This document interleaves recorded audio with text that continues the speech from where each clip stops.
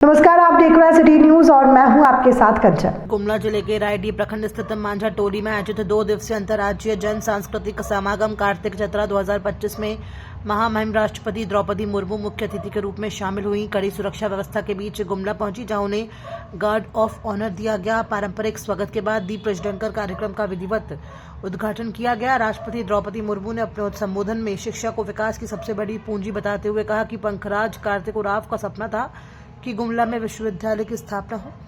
इस दिशा में राज्य सरकार के सहयोग से हर संभव प्रयास किया जाएगा और ये सपना एक दिन जरूर साकार होगा।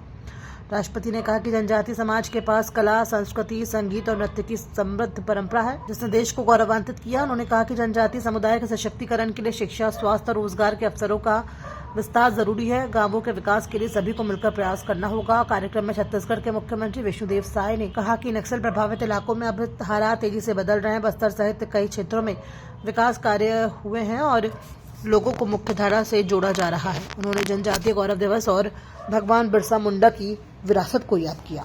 सौभाग्य की बात और सभी को अच्छा लगा, लेकिन ऐसे पल में आना जो एक हमारे पंखराज बाबा कार्तिक उरांव जी का एक सपना, जिसको स्थापित करने के लिए वर्षों जो लग गया, उसकी स्वीकृति उन्होंने अपने स्तर से दे दिया यहाँ पे स्टेज में। ये सबसे मतलब ऐतिहासिक पल है। और वो भी एक आदिवासी परिवार से आती है। आज सर्वोच्च ये पे बैठी हुई भारत की महामहिम राष्ट्रपति है और अपने यहाँ महामहिम राज्यपाल भी रह चुकी है। तो वैसे समय में जब मैं भी विधायक थी, शिवशंकर जी भी विधायक थे, और उस समय में जब प्रश्नकाल होता था तो उसमें मैंने कस्तूरबा विद्यालय के बारे में, उसकी जो जर्जर अवस्था थी, उस सभी के बारे में मैंने उठाया था, क्वेश्चन उठाया था। तो मुझे संयोजिका के रूप में कि आप सारे का सुपरविजन कर लो।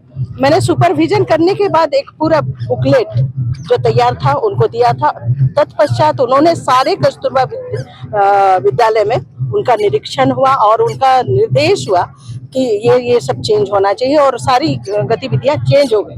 तो ये एक बहुत बड़ा मतलब कहने का मतलब है कि शिक्षा एक ऐसा माध्यम है जिसके द्वारा हम लोग अपने आप को कहीं भी स्थापित कर सकते हैं। और ये जहां हम लोग त्रिकोणीय जो पवित्र स्थल है, यहाँ पे हम लोग जहाँ खड़े हैं, जहाँ झारखंड, छत्तीसगढ़ और उड़ीसा के लोग मतलब जनजातीय विश्वविद्यालय खुलेगा जो अंतर्राष्ट्रीय स्तर का होगा, तो ये एक अद्भुत उड़ान होगा हमारे बच्चों के लिए। जो हम जिस काम को चाहते थे, कार्तिक बाबा जिस काम को चाहते थे सदियों पहले, आज उसका पूरा रूपरेखा तैयार होते हुए यहाँ दिख रहा है। और हमारे बच्चे नई उड़ान से अपने आप को स्थापित कर पाएंगे सभी जगहों पे, ये विश्वास है।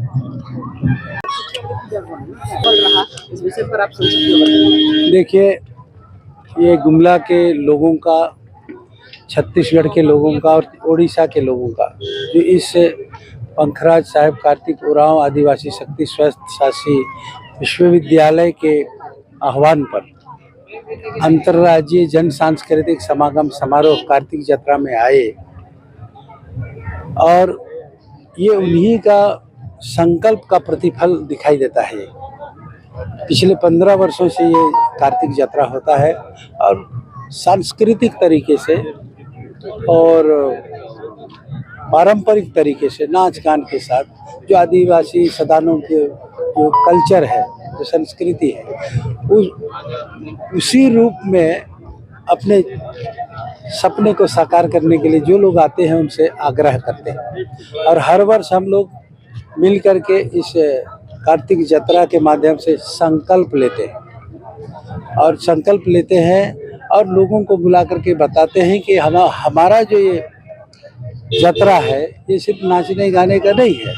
इसका 2 लक्ष्य है। एक तो हमारी जो नई पीढ़ी अपनी परंपरा को, रीति रिवाज को, नाच गान को, पहरावा को, जो एक पहचान है, उसको धीरे धीरे त्याग रही है, इसलिए उसको भी सुदृढ़ करना।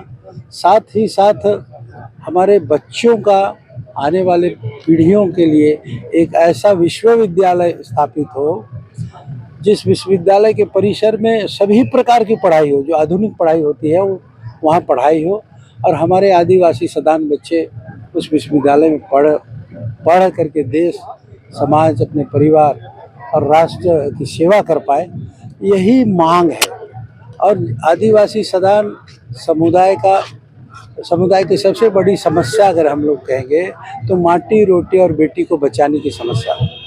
माटी कहने पर पूरा कहेंगे ये सृजन है, जिसमें पानी है, जल है, वनस्पति है, और यही इस क्षेत्र के लोगों का, आदिवासी सदान लोगों का जीवन यापन का साधन है, वह भी खतरे में है।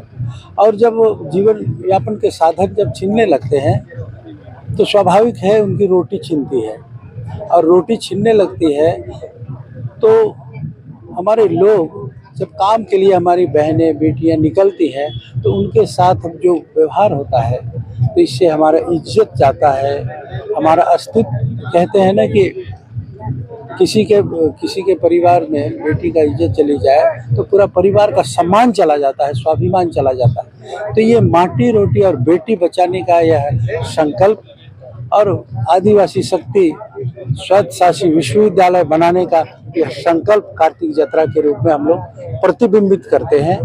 और चूंकि ये एक प्रस्ताव था, उस प्रस्ताव को पूरा हो इसके लिए हम लोग देश स्तर के और राज्य स्तर के हमारे प्रमुख लोगों को बुला करके हम अपनी बात को सांस्कृतिक और पौराणिक और कहेंगे पारंपरिक तरीके से अपनी बातों को कहते हैं। यही है यह अंतर्राज्यीय जन सांस्कृतिक समागम समारोह, जिसका नाम हमने दिया कार्तिक बाबा के नाम पर कार्तिक जत्रा।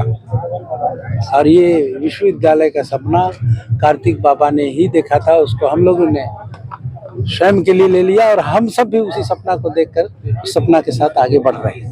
और हम लोगों को पूरी आशा है कि राष्ट्रपति महोदय के आने से हमारे उस संकल्प को मजबूती मिली है, हमारा इरादा जो है वो मजबूत हुआ है।